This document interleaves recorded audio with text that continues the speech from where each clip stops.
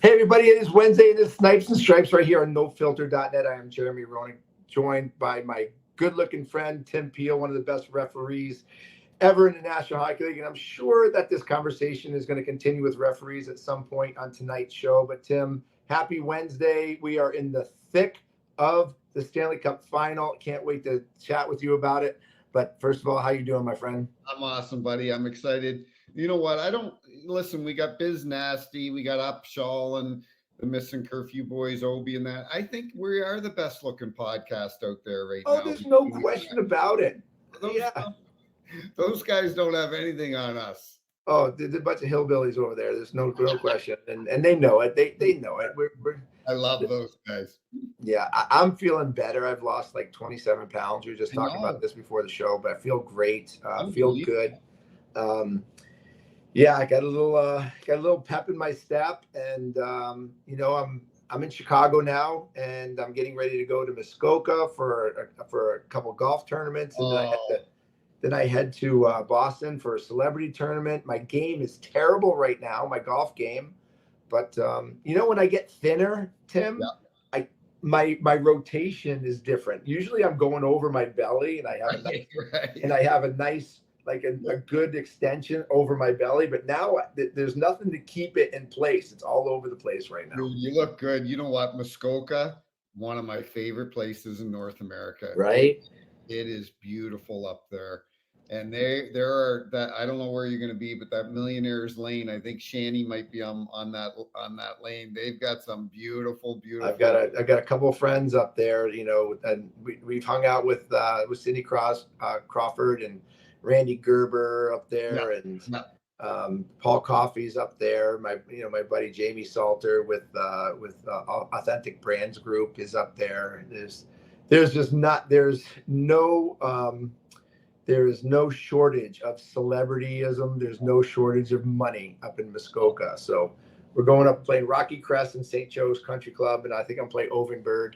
I got a big week of golf next week, Sunday to Sunday, every day. So Well, your game will get into shape by then. Give you a couple days. no, by the time I get to St. Louis in September for your member guests, I'm going to be sharp and ready to I go. love it. I Yeah, love it. Awesome. yeah. So we are 2 games in. Let's talk about our sponsors first. We have a couple great sponsors, starting with Whiskey in the Wild, my great chocolate and chocolate orange whiskey. Go to whiskeyinthewild.com to order yours today. In limited stores in New Hampshire, Massachusetts, Illinois, and Montana, Arizona, but definitely online at whiskeyinthewild.com. Make sure you reach out. I guarantee you're going to have a drinking experience of a lifetime. Well, hopefully you can get us into Missouri soon. Hopefully you can work that out, buddy. I'm anxious to have it. So, but thank you to Bet Online. Bet Online is your number one source for all your summer sports this season, from MLB, golf, NBA, and NHL playoff stats. All the latest stats, news, and scores available to follow your favorite teams. Get the latest odds and lines, including the latest team matchups, player props, and odds on just about every sport out there. Head to the website today or use your mobile device to get in on the action. Bet Online, where the game starts. Thank you for Bet Online for being a sponsor all year. Also to Protected Neck Guards. Just actually communicating with Brian Rolston today with Little Caesars. We're working on programs. Gino Cavallini with the Chicago Mission. Working on programs all over the U.S. right now. So get in touch with me today for your neck guards for your organization. So let's get at it, buddy. We got the Stanley Cup playoffs going on. Well, we said on Monday that Monday was a big game. We thought that if Florida can find a way to win game 2 and sweep the series on their home ice, it's going to be almost impossible for the Edmonton Oilers to win 4 out of 5 games against the Florida Panthers. Do you still feel the same way going into Edmonton with the adrenaline that's going to be up there in Edmonton with the fans? Well, I said Monday was a must win, and now I'm saying Thursday is a must win. Make up your mind, for Christ's sakes. It's listen. I don't want to see hockey end. Like we've got two phenomenal teams here. Florida's probably the not probably they are the better team as far as depth from first line to fourth line, their goaltending. But then you've got the two of the best players in the world. I don't want to see this end. I don't want this to be a 4-game series. I don't want it to be a 5-game series.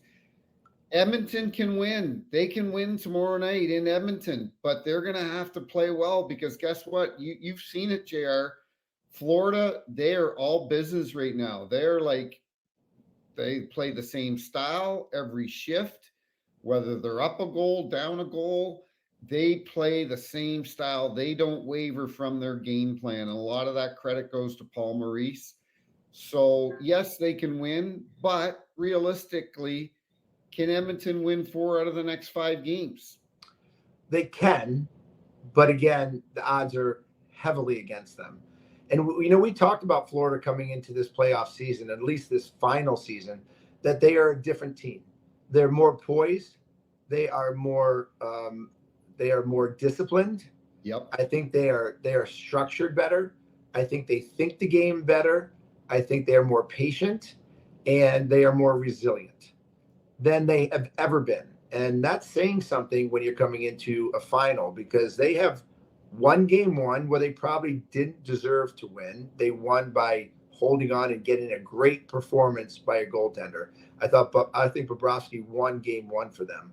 But then you had game 2 where they just came out and they just pounded Edmonton. They frustrated Edmonton. Even though Edmonton got the first goal, Edmonton just couldn't seem to gather any kind of momentum, and Florida never seemed to panic, and then just chipped away, and next thing you know, it's 4-1, and Florida wins again, which ended up being a chippier game than game 1. Now, going into Edmonton, I don't think Florida can go in there and expect to play the chippy game that they did in their own building. I think it's going to be a little bit more defensively oriented, more structured, more poised, and again, more disciplined.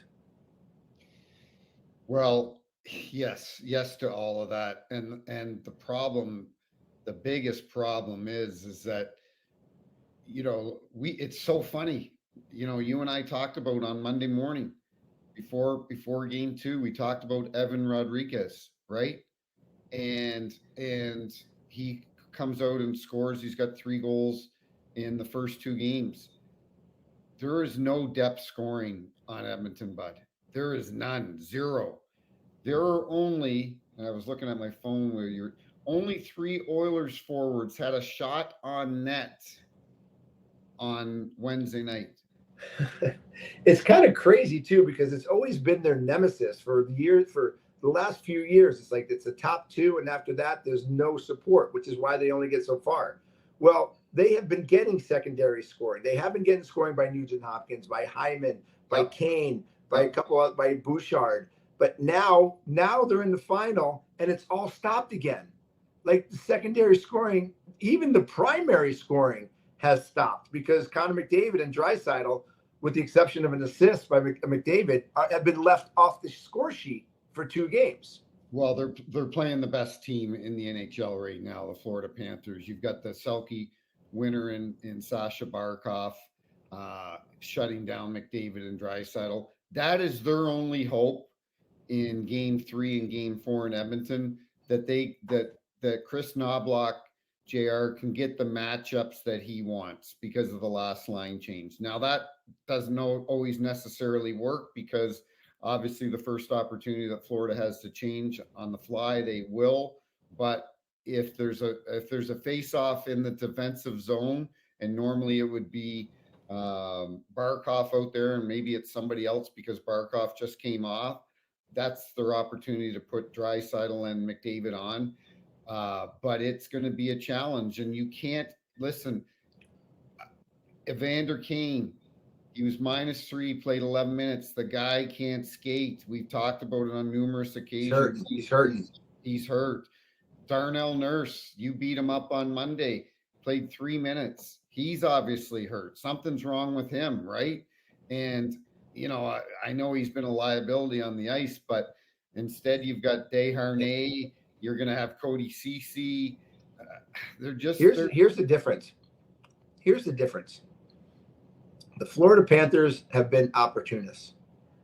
They have scored goals on their opportunities. They've hit the back of the net, and their goaltender hasn't made the big save. Starting from the first goal of the series with Verhaeghe, that was a save that should have been stopped by Skinner. Okay, Skinner's down on one knee. He's in this little reverse V position. Yeah. He can't get over fast enough. He has to push really hard. His arm opens up, and it's literally a redirection that goes underneath the arm of Skinner.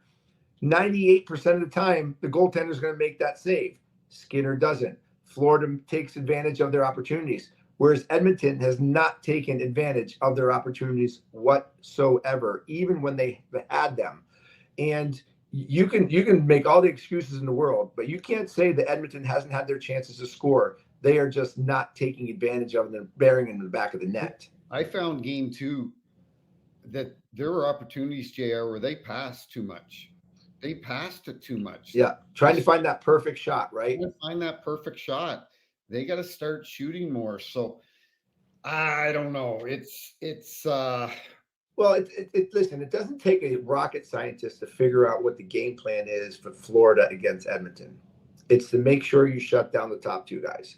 If you pay attention to those top 2 guys, you close the gaps on them. Yep. You don't let them get revved up too much. You don't give them an open space. You keep them out of the middle. You keep the shots to the outside. You frustrate them. You have a very, very, very good chance of winning the hockey game if you limit their chances. And that's what they're doing. They've done it perfectly to a T for the first 2 games. Well, and if I'm Florida, I'm going, our best players haven't even scored yet. Matthew Tkachuk hasn't scored. Reinhardt, I don't think, has scored. Verhaeghe scored. Barkov has not scored. But their best players haven't even scored, and we're up 2-0 in this series. That's pretty good. Yeah, it is really good. They're actually sitting in a good place now. Their mentality to go up in Edmonton and steal one. Yeah. Right. You got to steal one in Edmonton. Edmonton's not going to go away. No, they're not. This is a proud hockey team with a lot of history, with tremendous, tremendous leadership of Connor McDavid. Okay, and Leon Draisaitl.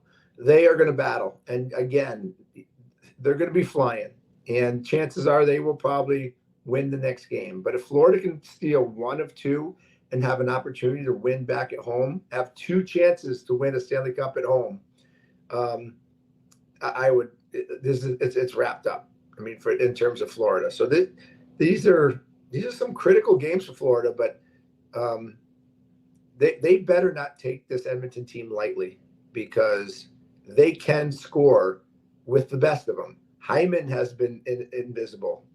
McDavid and Draisaitl have been off the sheet. Nugent Hopkins, I don't even know if he's playing. I know.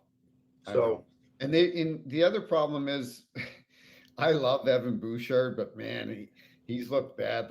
He looked really bad in game 2, and they don't get any. Ekholm had a goal the other night, but I just don't see a lot of offense. If Bouchard isn't creating offense on the back end, I don't see a lot of offense created from the blue line. Is Bouchard getting too much credit for this playoffs he's having? Is he this good of a player, or is he just having a really good run? You and I talked about him. Because I haven't heard high nor hair of him until recently. I wasn't seeing him in the beginning of the season or the middle of the season having this much conversation about him. One of our episodes earlier in the year, before Jay Woodcroft got fired, I talked about Bouchard and what a defensive liability he was.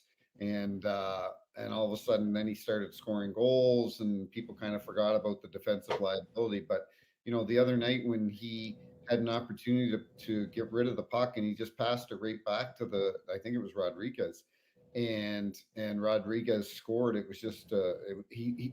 And then I looked when he was in some scrums and so on, and you'll agree with this. You can tell a lot by a player's eyes, and he looked like a deer in headlights. He looked like, wow, is this moment too big for him? Is this moment too big for me right now? Like he looked overwhelmed, and that's not good. Because I think the whole Edmonton Oilers team has looked overwhelmed, to tell you the truth. I think all of them are sitting there going, "Holy shit, we just got thumped in Florida." I'm gonna read a couple comments, but Trevor Harris, he says, "Yo, what up, JR?" He wrote, "Bouchard is literally a pylon." So you know what, listen. He's a good player. He's obviously an NHL caliber player. I just think he lacks. He's not going to be, if it's 1-1 and you're putting him out there to shut down the top line. I don't think he's that guy. I don't think Edmonton has that guy. Darnell Nurse isn't that guy. Darnell Nurse has been on for 26 of the 50 goals going into game 2 the other night. So he's not that guy. So who's your shutdown guy? Desharnais, CC, like who are your shutdown? I know what the shutdown pair is in Florida. It's Ekblad. You've got Montour. You've got OEL. Like you've got a bunch of guys there that Forsling. He should be at the top of the list. So they've got shutdown guys. Who are your shutdown guys on Florida? I don't see it. I know we're going to get into it. Trevor Harris on the chat line, JR, says, Tim Peel, what are your thoughts on the knee-on-knee hit? Was that a 5-minute and a game? Before I answer it, JR, you give your thoughts on that. Listen, we talked about the refereeing in game 1. I thought it was fantastic. I thought the calls were fit. I thought they let them play the game. They let them be themselves. Game 2 was a totally different story. It was more physical. There's a lot of things happening, but I saw the ticky-tack crappy calls, like the slashing. What do you mean? Ticky-tacky calls. They call a penalty on a little slash that hits the stick. It doesn't even hit the hand. I thought the hit on Barkov was a good hit. I mean, Barkov is literally falling near the ice. He is halfway down near the ice. Oh, he gets hit. He gets hit with a shot where the elbow is against the body. Now, well, listen, when you go hit somebody, you hit with your elbow against the body. His elbow hits him in the face.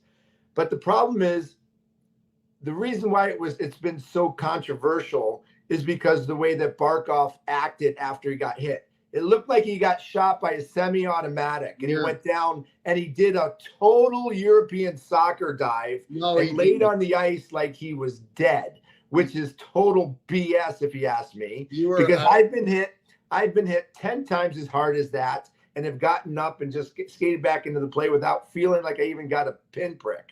Okay, so again, you would have been laying there in the fetal position, sucking your not thumb. A chance. I would have been up. I would have been up, punching somebody in the face, and not even knowing something happened. No, you wouldn't. You couldn't have handled that hit from Draisaitl. That is a penalty all day long.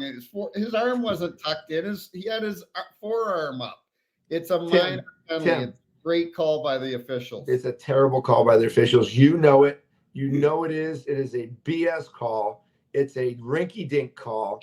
It's the NHL final. Now, we should just take hitting out of the game if you can't hit somebody with your elbow tucked right to your side and be able to hit somebody like this. I could see if his elbow was up, but his elbow wasn't up. Now, did he jump? I don't know. That's to your own discretion. Now, the Fogle knee hit. Discretion, he did jump. It's not to your own discretion. He did jump. Like, that is a penalty all day long. Okay. And Barkov, I'm sorry. I love this guy. And he did not milk that call. He was shaken up. He didn't come back. You really think that Barkov was laying on the ice because he was really hurt from that check? Yeah. Yeah, he was. This is why you're a referee. Because you don't know how to take a hit, what it feels like to get hit, or how it feels when you get an elbow to the face, especially as minimal as that. Because maybe you would have been down sprawling around like a dead fish on the ice after you got hit, after like that, but not a real hockey player. A real hockey player gets up and it's like shakes it off and it's like, is that all you got? No. But in this day and age where they're trying to get a 5-minute penalty, anything that gets near the head, they go, oh my God, I just got hit. I'm going to throw up. I'm dead. I got a concussion. Give him a 5-minute major so we can go on the power play and flop around and get a nice little Oscar for the flop. That's today's game. Thanks. Hold on. Thanks to our chat line. It just reminded me of something. When I saw Draisaitl hit Barkov, it reminded me of Darian Hatcher hitting you. That's how he launched himself into Barkov. The plays were very similar. And how long did I stay on the ice? 2 seconds. Stood right up. I had a broken jaw in 5 places. I stood right up. I just felt my jaw and got right back in the game for about 5 minutes. And Barkov goes, "Oh God, I'm hit.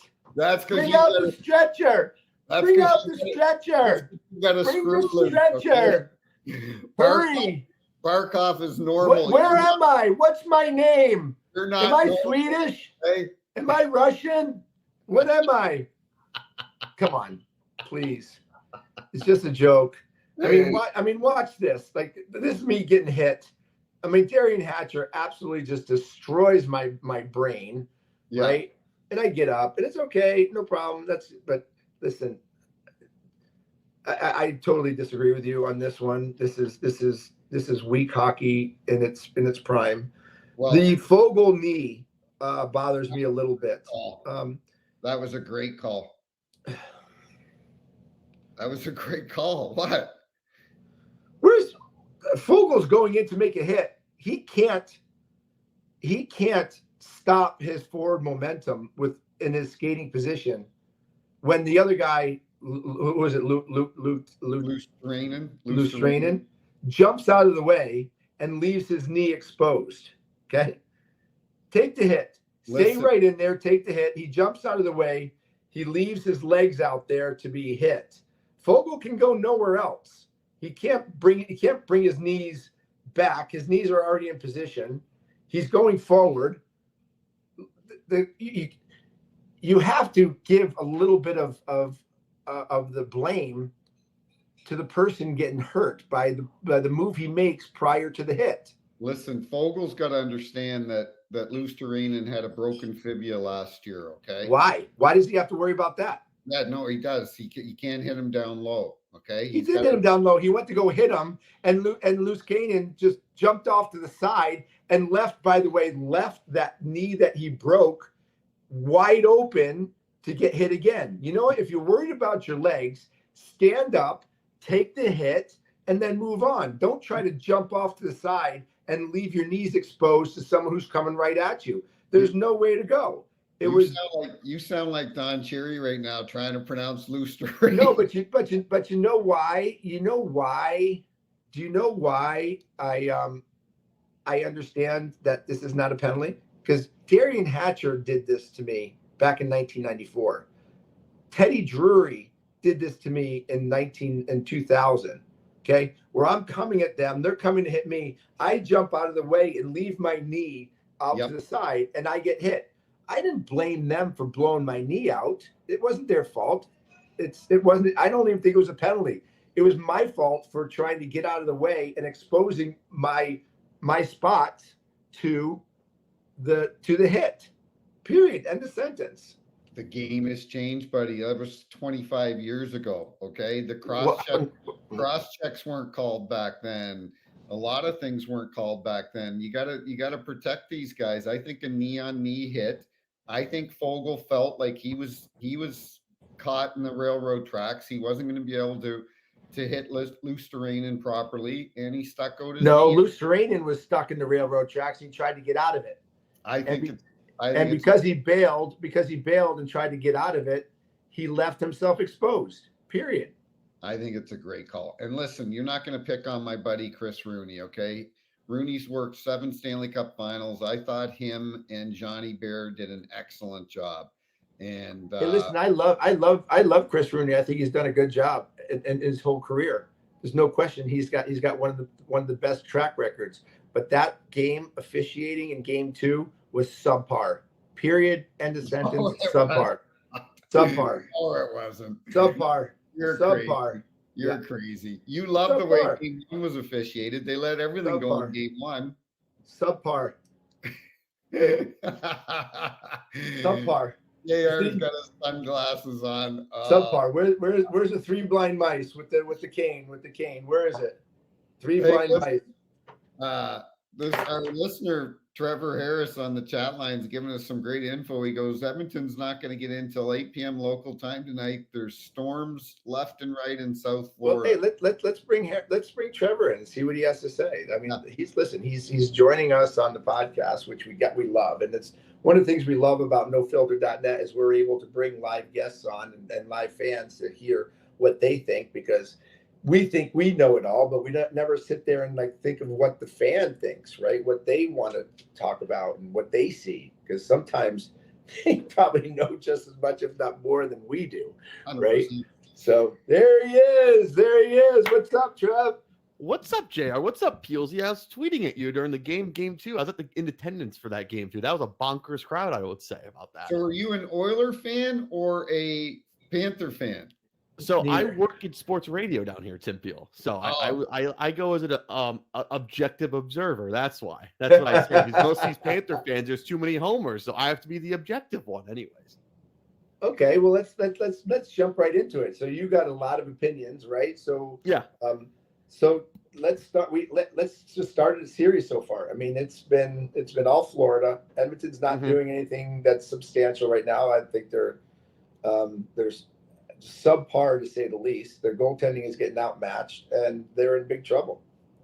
Oh yeah, I always said this about Edmonton. Is like they can only go so far, but their goaltending is the question mark. There's no Grant Fuhr back there. There's no Curtis Joseph or Tommy Salo back there. It's Stuart Skinner. How Florida is just peppered Stuart Skinner is ridiculous, because there's no defense at all. Like the Oilers don't even have Tyson Barrie, which they could use right now since they got rid of him last year. Am I right, JR?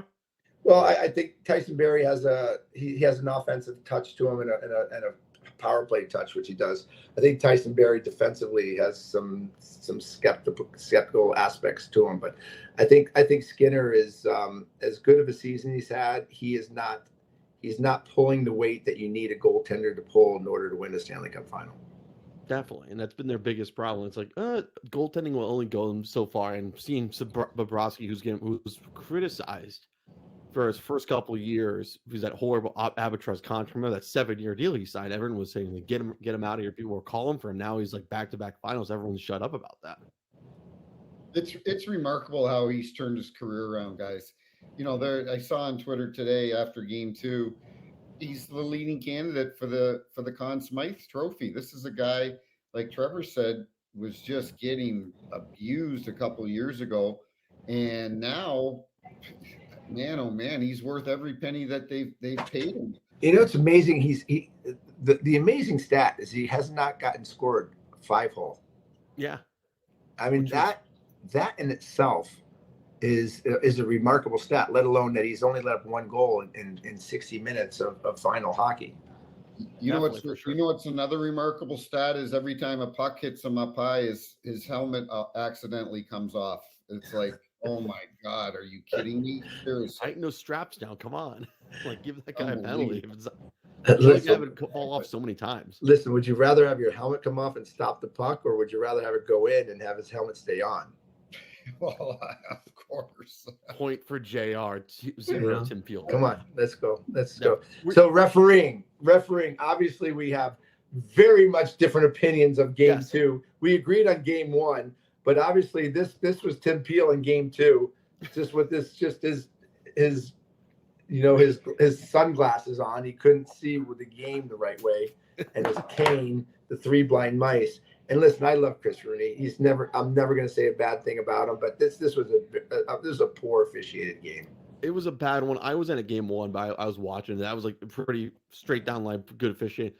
I was at game 2, and when we saw the neon here, like, oh, that'll be 2 in a game. Seeing 5 in a game, I was like, holy smokes! Like, I was surprised about that. And I was with JR. I said this to everyone, like, that's a good hit. That's a clean hit. Everyone stopped crying, and people said, like, what are you, an Edmonton fan? I was like, no, I'm not. I'm just saying, I'm just being honest, as a hockey fan. But that's a true good hit. Anyway, that's a playoff style hit anyways. So, and right now, the funny thing, with all this rain down here in South Florida, the Panthers are still stuck at Fort Lauderdale, by the way. Really? Yes, because it's like pouring rain. There's flooding everywhere. So they have to play tomorrow, and they still have not flown, which is at 3,800 miles to get to Edmonton. Mm-hmm. Edmonton, I would assume, is back in Edmonton getting ready. They flew back after the game. Mm-hmm. So, hey, listen, if I'm a betting guy, and I'm thinking about jet lag legs. Mm-hmm. Florida is going to have them come Thursday. Which is, I like to say, this is a money thing for me. I sold my Game 5 tickets for $2,000 already, so I kind of want that money in my pocket, if you know what I mean, JR.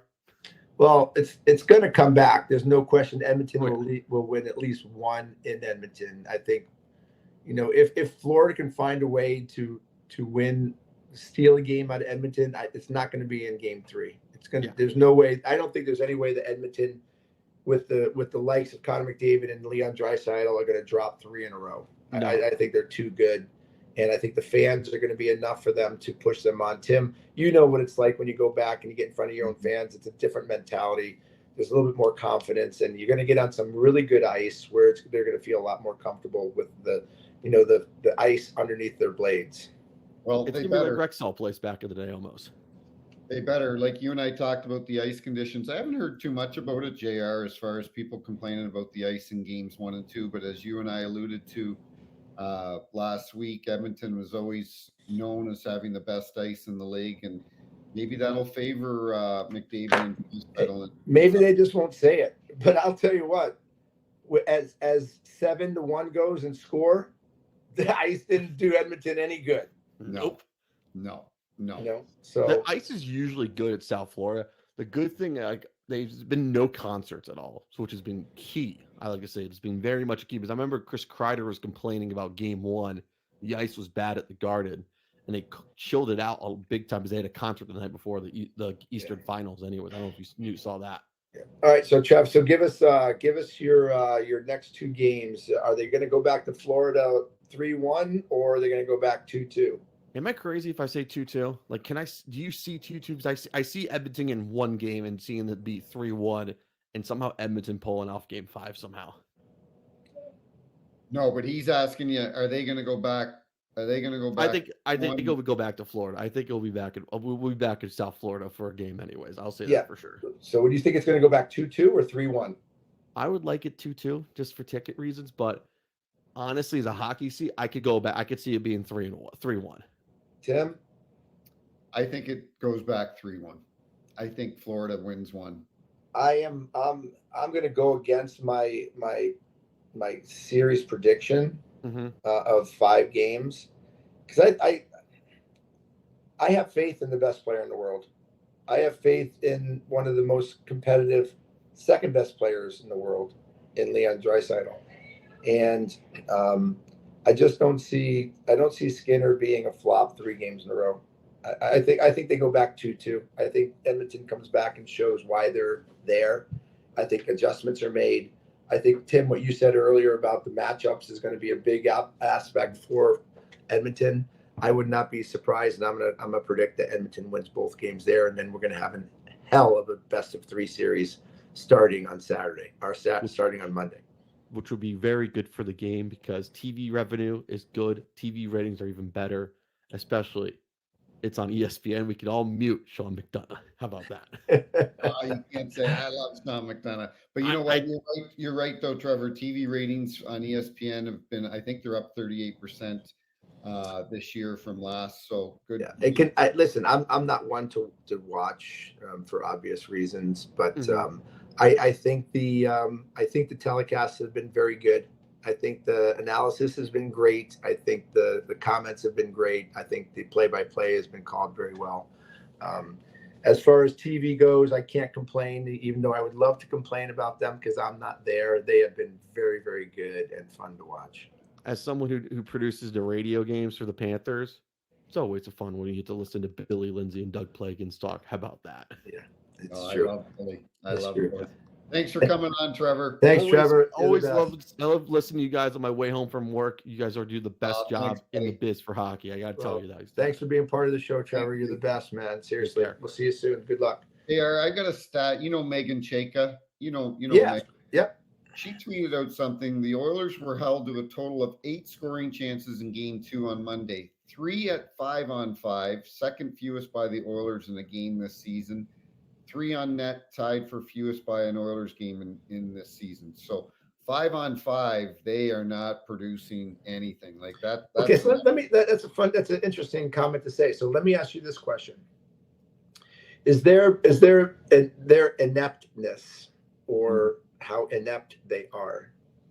Is it more because how well Florida is playing defensively, or how unprepared and how discombobulated Edmonton is offensively? I think you've got to give all the credit to Florida. Yeah, I'm in agreement. I think you have to give all the credit to Florida. Their first line to their fourth line, they do not they're relentless. Their forecheck, JR, is relentless. I'm watching some of those shifts by Florida, and they just come at you in waves. And then every once in a while, for a couple minutes, it looks like, okay, Edmonton's going to come out of this and they're going to put a push on, and then Florida comes at you again in waves. And I just think they're just overmatched, and I just don't think they match I up. think I'm gonna just give a little example, not an example, but I want people to watch the way Florida plays, line per line. They play a very disciplined, in-your-face game, and when I say disciplined, when they don't have the puck, they know their job defensively. When they have the puck, they know when to get it deep.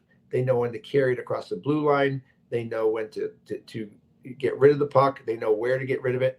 But the most part is that every single player per player finishes their check. Every Edmonton Oilers that touch that puck, they seem to get hit, whether it's a body check, a slash, a bump, something.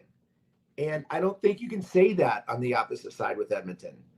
It is a physical matchup that Florida is winning, that literally, even if it's little, if an Edmonton Oilers falls down, it's picking themselves off the ice. Yep.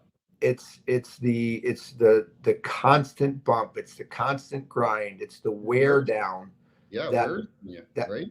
Yeah, it's a wear down. And Florida is wearing down the Edmonton Oilers piece by piece, shift by shift, player by player. And every single one of them is on the same page. And it is an absolute thing of beauty to watch. Yeah, I couldn't agree with you more. And that's kind of what Vegas did last year. Vegas was just we look what happened to Matthew Tkachuk. He got hit by forget the guy's name. It's not maybe Carrier, and broke his sternum. That was Vegas last year, physical from top to bottom. Big D that were physical. This is the Florida Panthers this year. Yeah, they learned from that, right? They learned from that, exactly. Well, I think you said something. I think you said the most profound thing so far of the night. Wow. Florida is up 2-0, and their best players haven't scored yet. Right. I mean, wow. With the exception of Verhaeghe, I mean, you have a 50-goal scorer hasn't scored. You have a 100-point scorer that hasn't scored. Right. You have the Conn Smythe and one of the best offensive players hasn't scored. I mean, it is incredible how this team finds a way to get the job done. It's impressive. It'd be great for, you know what, obviously your relation and my relation with Keith Tkachuk, we'd be happy for Matthew. But you know, I'd be really happy for is a guy that's been coaching for seems like 30 years, and that's Paul Maurice. Mm-hmm. And he joked the other day, because I didn't know his son's a play-by-play guy for the East Coast team that just won the Kelly Cup, and they won their second title in a row. And Paul says, yeah, you know, he's got more rings in the house than I do. And I always loved Paul. We'd have our battles, but I could come over and say, hey, Paul, this is what's going on. Thanks, Timmy. Thanks. He was always respectful. He never talked down to you. He never demeaned you. And I love Paul Maurice. And I would be happy for a guy like him to win a Stanley Cup, because it would really not put the icing, because he's got a long ways to go. Yeah. Really. Well, he's been around for a while, right? He's paid his dues. He's paid his dues. And nobody gives him credit for how good of a job he did in Winnipeg. 100%. Right? He did a great job in Winnipeg. He started that team, put them on the map. He coached a team that had some good players, and And I think there's a lot of people when he got hired by Florida kind of questioned it. Me being one of them. Me being one of them. I can honestly say I really didn't put much stock into him or watch him enough. But the more that I watch him, the more I watch his demeanor behind the bench, the more I see the way his team plays. I have a lot of respect for the way Paul Maurice coaches. I agree. I agree. Charlie Huddy's one of his assistants. Jamie Compound has been with Paul. Jamie's actually a St. Louis guy. He's been with Paul. I'd be very happy for that. I'd be happy for Bill Zito too. Bill Zito's a tremendous guy.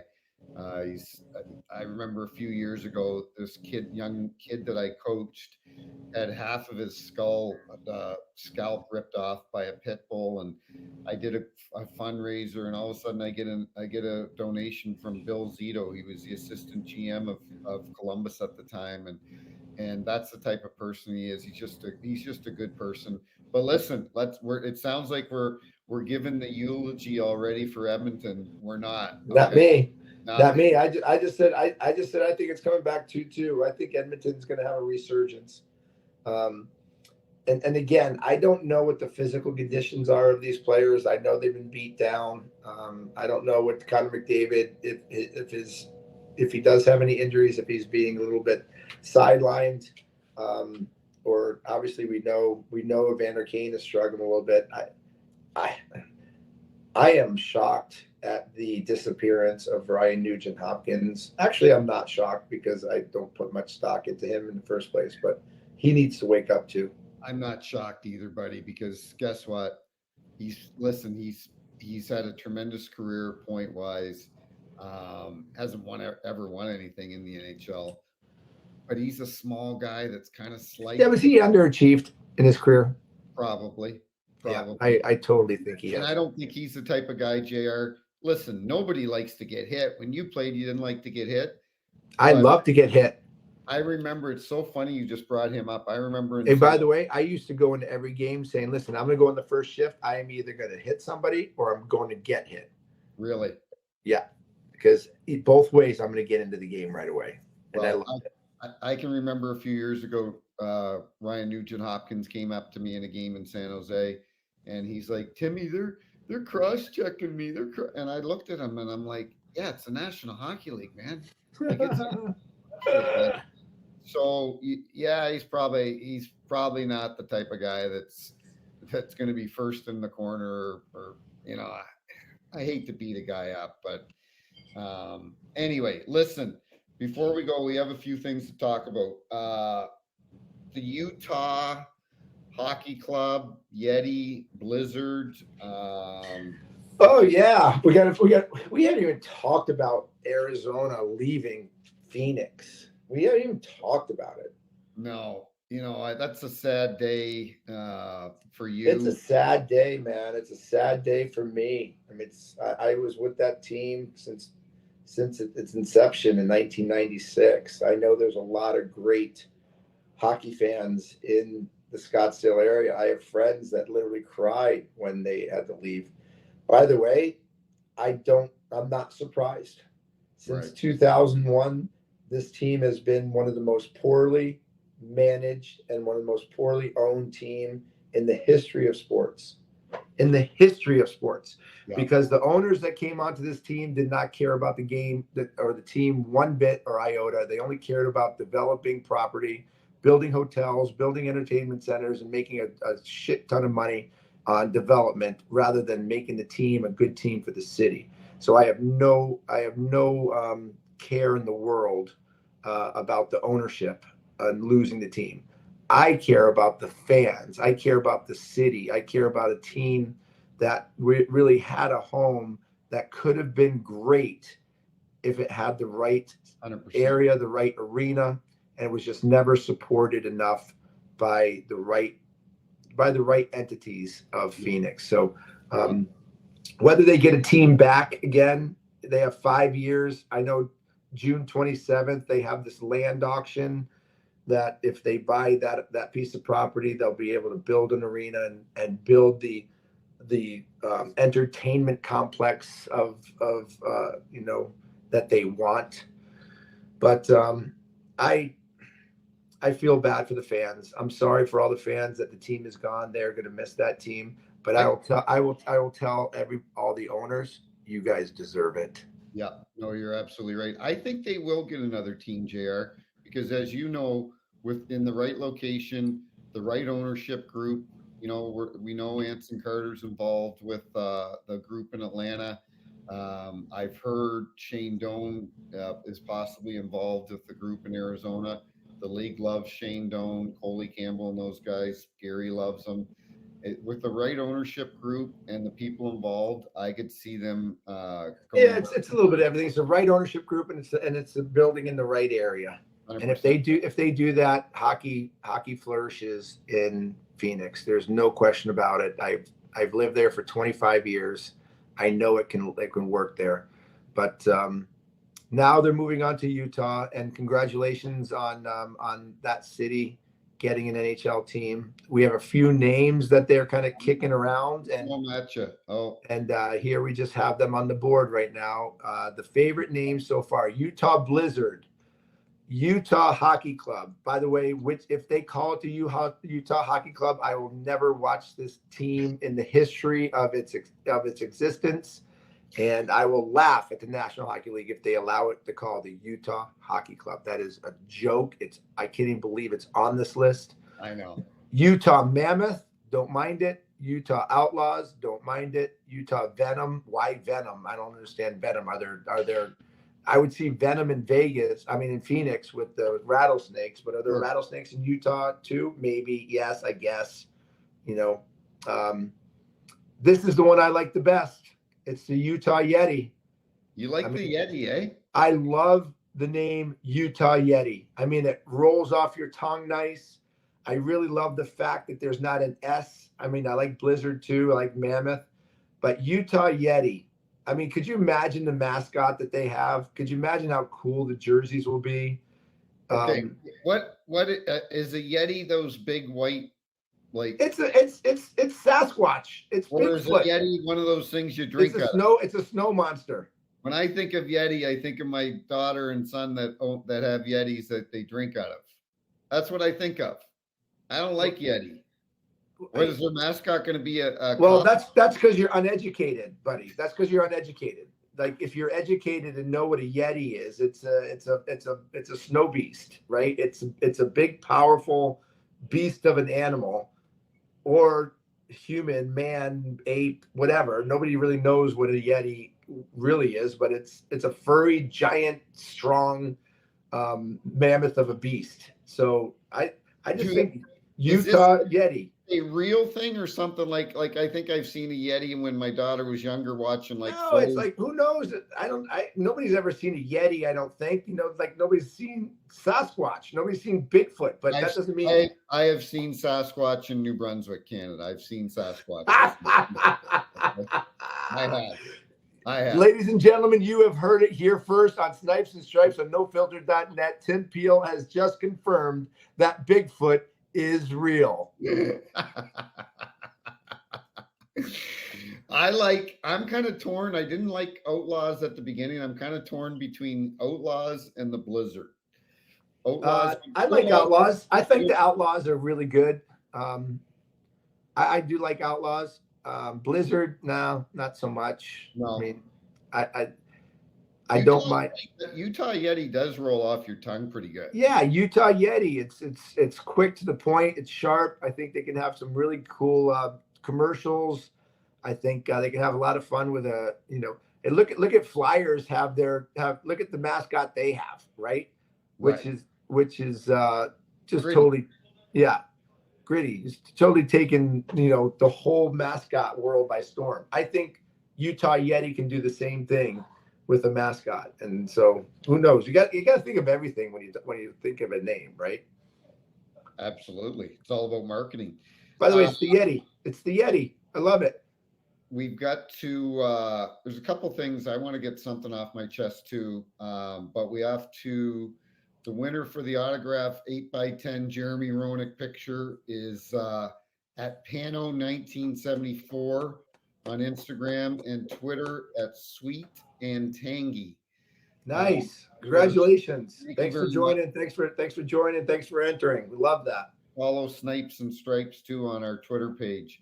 One thing we're going to go here in a couple minutes, but one thing I want to, and you might be mad at me, but you'd be like, Peelsy, why are you bringing this up? But I bring it up because 2 years ago, I was accused of berating young officials, and while you were away, I actually, and the reason I'm bringing this up is because it still gets brought up to me on social media. You got Frank Saravelli, you got these buffoons that say stuff, why don't you go yell at young refs? And I'm like, well, that didn't happen. So anyway, I want you to know, because I didn't share it with you while you were away, is I actually went and took a lie detector test. And I sent it on. I know you're shocked. And I sent it to USA Hockey. I sent it to Missouri Hockey, and I sent it to the Referees Association. I said, I just want you guys to know, I have told you from day one this did not happen. And I don't know anybody that would go to these lengths to prove that this did not happen. But I went and took this, because it was important to me. It was important to me. I said to Kelly Chase, I said, Chaser, here's the result. Sounds like somebody has some thin skin.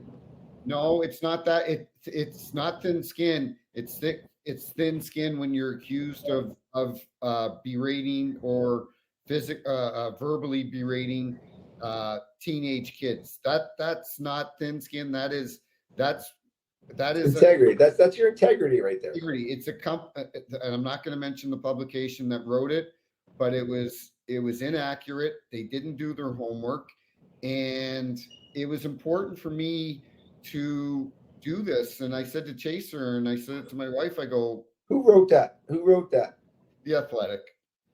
Screw the Athletic. They think they're so big. Listen, and they're so good. My lawyer sent it to them. And they're standing by. And so I'm not going to get into why or why not they wouldn't change things, but it was important to me, JR, because good for you, Tim. Good for you. It is your integrity. That's all we have. Good for you. You in my heart and my stomach, my gut, that this didn't happen. And I had a lot of friends, you, Chaser, a lot of buddies, Walt, guys are like, yeah, Peelsy, we know, that backed me. But I wanted them to know, hey, you guys backed your buddy here, but I want you to know you backed me because, and here's the truth. That never happened. It's crazy, Tim. Everybody that knows you knows you're an integrity filled person. I know. It sucks the world we're living in now. Like my lawyer said to me, he goes, there's really nothing you can do. Hey, the problem is, no, there's not. You know why? Because Barack Obama passed a law in 2012 or 2013 allowing the media to lie, literally giving the permission to not tell the truth on television or in print, which gives them the ability to do it and gives the media ability to do it. And you know what they do? They write things to have shock factor to get people to read their stupid articles. And the Athletic was trying to do something that literally was so irresponsible. And by the way, who cares? Like, what? And after that article came out, I actually went to a couple of publications and was told, hey, do you guys want to hear the real story? Nah, you know what? We're too busy. Of course they don't. They don't want to get called out on their bullshit. Well, they don't want to write. Nobody wants to write that story. They want to write They want to write the bad story. That God knows, good news doesn't sell. Good news doesn't sell. Good news doesn't sell. It's got to be who has the dirtiest dirt. And you know what? Unbelievable. I'm done with that noise. To finish with that, you know why else I did it? Is I did it for my kids. I did it for my kids because I sat down with them and I showed them that. I said, because I know you guys are aware of this because they're smart, they're older. And I said, I want you to know what type of person your dad is. Here it is. And they were like, that probably didn't change it. But listen, when I'm long gone, I want them to know. No, my dad didn't do that. Here's a polygraph test. Yeah. Well, listen, you have more integrity than any news publication would anyway. So good for you for doing that. And by the way, good for you for having a great show because today's show, we brought it. Yeah. It was intense. I just hope Edmonton Oilers bring what we brought here in terms of energy to Snipes and Stripes right here in No Filter.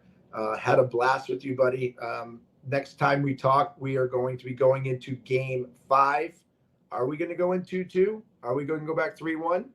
Or will the Stanley Cup be raised in Edmonton? That we will sure find out. But thanks to Bet Online, a fantastic sponsor of ours, Whiskey in the Wild and Protective Neck Guards. We appreciate all the support. And Tim, I appreciate your honesty and being a stand-up guy. Believe TV and caffeine, Believe Network and caffeine TV and No Filter. Love you, buddy. Can't wait to see you on Monday. And hopefully we're going back to Florida 2-2, pal. Yeah, that'll be a lot of fun. It is a Stanley Cup final. It'll be nice to see 7. So thanks for everybody for joining. We'll see everybody on Monday on Snipes and Stripes Weekend Edition. Have a great weekend and enjoy games 3 and 4 of the Stanley Cup final. Tim, have a good one. You too, buddy. Bye.